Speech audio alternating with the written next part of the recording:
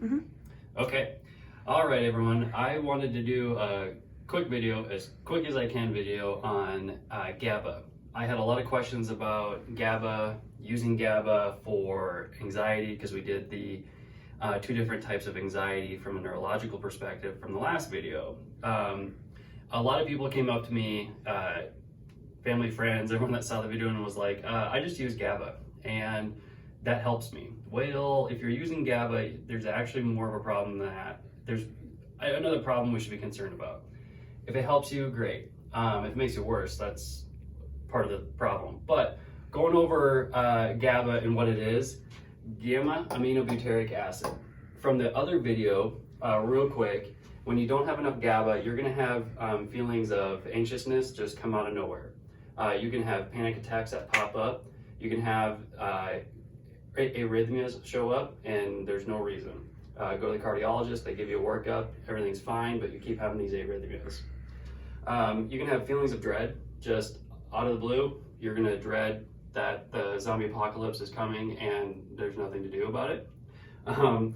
You can be overwhelmed for no reason. So you can have a nice easygoing day and then you might have a couple things to do on your list of things, to go out, get groceries, pick up the dry cleaning, whatever it is, but then you're just overwhelmed by it. It all of a sudden hits you and it's just too much to handle. You might just have a restless mind and your attention will be disorganized. You'll be trying to focus on a few things at once. These are the people that have to have their iPhones in front of their face, their computer on their lap, and the TV going all at once. And then in general, these are the worry warts. These are the people that are going to worry about all sorts of stuff, especially stuff that are things that you normally would not think about, kind of like the zombie apocalypse.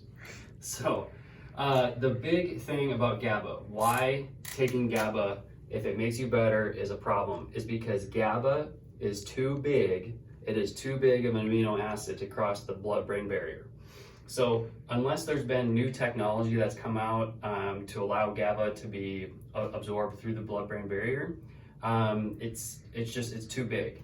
So things are measured in what are called Daltons. So if I kind of go over here, a item or a protein or anything that crosses the blood-brain barrier, so it goes from the blood and into the brain so the brain can use it, needs to be about 50 Daltons or less in size. And this is like blown up by about a bajillion.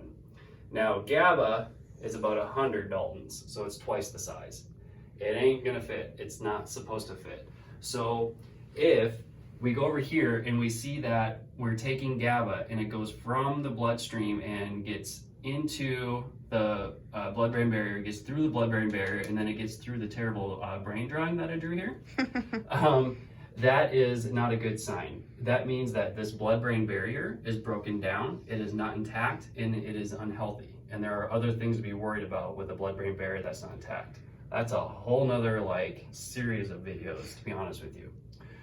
But if it makes you feel better, that's great. Use it as the Band-Aid for now. And what has to be done is get your Google PhD in blood-brain barrier repair, see a good functional neurologist, functional medicine doctor to get it taken care of. Come on in here and see us and get that worked up. Otherwise, that is why we use the precursors for GABA if we need people to make more GABA.